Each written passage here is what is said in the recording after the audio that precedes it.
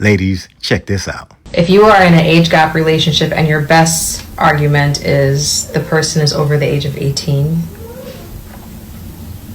that's very concerning. If you are in an age gap relationship and your best argument is they are mature for their age, very concerning. Very concerning. Because you know that it is morally unjust.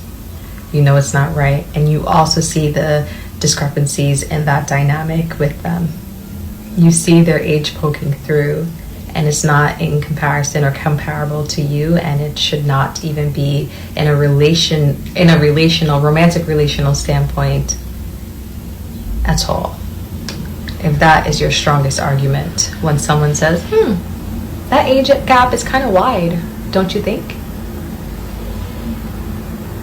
Very concerning. It's alarming. What y'all think? Is there some truth in this? Is there some truth in this? If you are in an age gap relationship, and your best argument is, well, they over 18 or they mature for their age, is that valid enough? You know what I mean? I guess this is more about morally, not actually legally.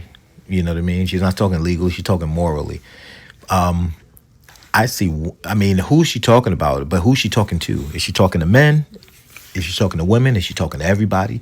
Because, everybody do it. Everybody dates somebody younger, and younger people date older people all the time. Okay? It is what it is. I don't think everybody's specifically saying I need to find somebody that's 15 years younger or 20 years younger than me or 20 years older than me or 15 years older or 30 years old. I think they meet people, they make a connection. I think everybody assesses the connection later on. They're like, yo, she was cool. And she was like, oh, he was cool. Wow, he got this going on and she got that going on. Blah, blah, blah. And then you know what? They reconnect and things happen. Sparks fly and things happen.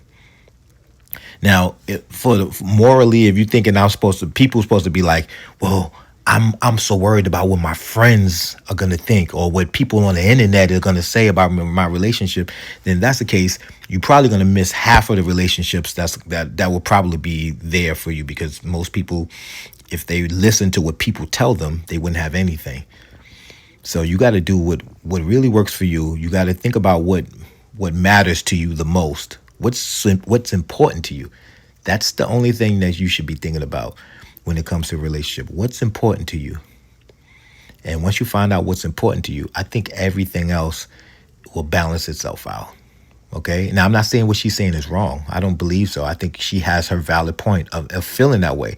But that's based on her experience and what she feels. You know what I mean? Her level of maturity and thinking about how she views relationships. I don't think that counts for everybody. You know what I mean?